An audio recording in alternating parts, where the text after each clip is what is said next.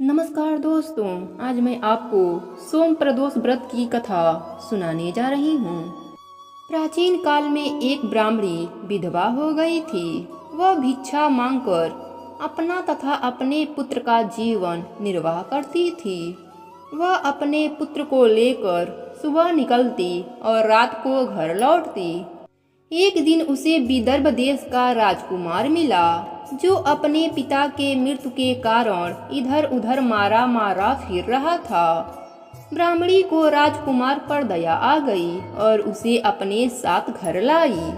उसने उसे पुत्र के समान ही पालने लगी। एक दिन वह दोनों बालकों को लेकर सांडिल ऋषि के आश्रम में गई। ऋषि से भगवान शंकर के पूजन की विधि जानकर वह प्रदोष व्रत करने लगी। एक दिन दोनों बालक वन में घूम रहे थे। उन्होंने वहां गंधर्व कन्याओं को क्रीड़ा करते देखा। ब्राह्मण कुमार तो घर लौट आया, परंतु राजकुमार अंशुमति नामक गंधर्व कन्या से बात करने लगा। वह देर से घर लौटा। दूसरे दिन भी उसी स्थान पर राजकुमार पहुंच गया। अंशुमति अपने माता पिता के साथ बैठी हुई थी। माता पिता ने राजकुमार से कहा कि भगवान शंकर की आज्ञा से अंशुमति का विवाह तुम्हारे साथ करेंगे। राजकुमार शादी के लिए तैयार हो गया। दोनों का विवाह हो गया। उसने गंधर्व राजा विद्रविक की विशाल सेना लेकर विदर्भ पर अधिकार कर लिया।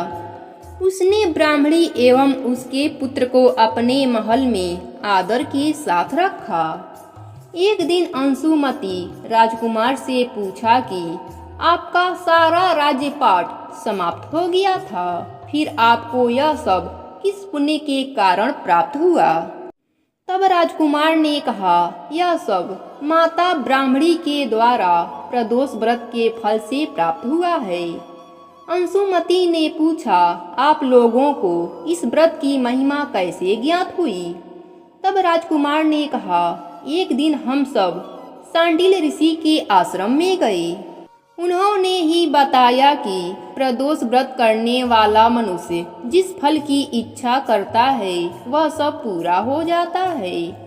अंशुमति प्रदोष व्रत की महिमा सुनकर प्रदोष व्रत करने लगी, जिसके पुण्य से अंशुमति ने एक सुंदर पुत्र को जन्म दिया और राज्य में रिद्धि सिद्धि का वास हो गया।